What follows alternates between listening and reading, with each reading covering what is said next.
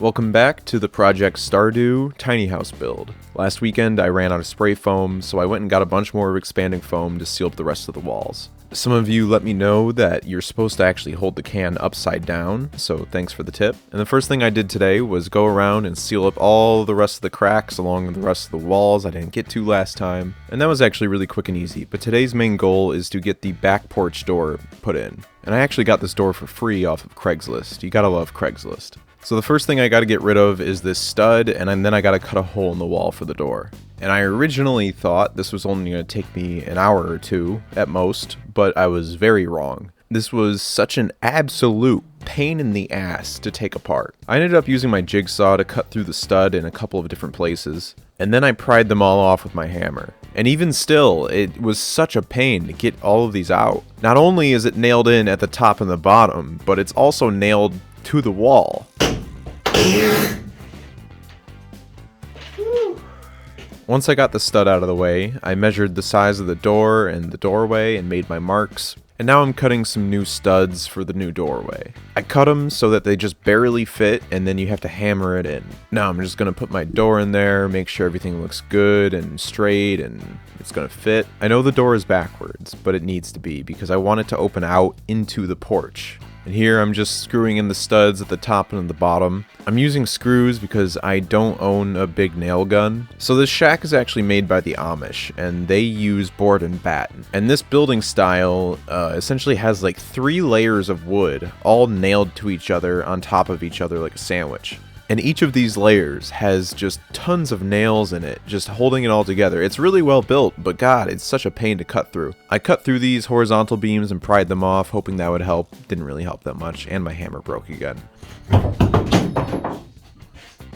Oh, what? It's been broken for a while. Oh, okay. So yeah, I got these 2 pieces off, but to be honest, it didn't really even accomplish anything. At first, I tried cutting out the hole in the wall with the Sawzall, but that didn't work very well. After some hemming and hawing, I went around the other side, and over here I tried using my circular saw to cut off the outermost layers, and that was actually working pretty well. So after prying off the outermost layer, I was able to get my circular saw and then cut on the top and the bottom again, and that time I'm cutting through the middle layer. Problem with the next part was that when I tried cutting the bottom, my little circular saw was just not happy about this. It was stopping and getting jammed constantly, so it was a little tricky getting through there. It took a few tries, but I got it. After I got the tops and the bottoms cut, I was able to go inside and hit it with a sledgehammer, which was a lot of fun. I was trying to be halfway gentle when knocking these off, because I was really afraid of one of these pieces just flying off and hitting my camera and destroying everything.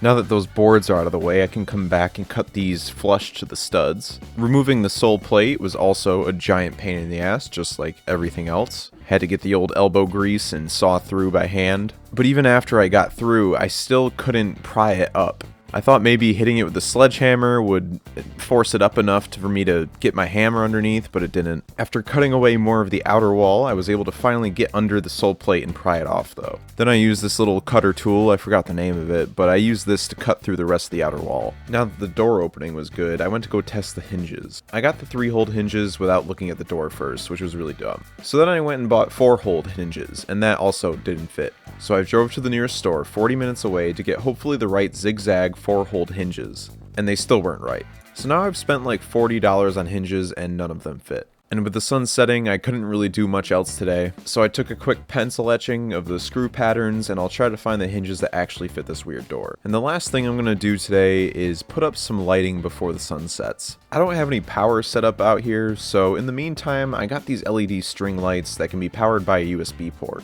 So all I need is a normal battery bank and boom, I got lights. And it's time to spend another night in the shack. I really wish I could continue working the next day, but I gotta go wage slave tomorrow, so I gotta leave in the morning. Such is life. But I'll be back and I'll be seeing you all again next weekend.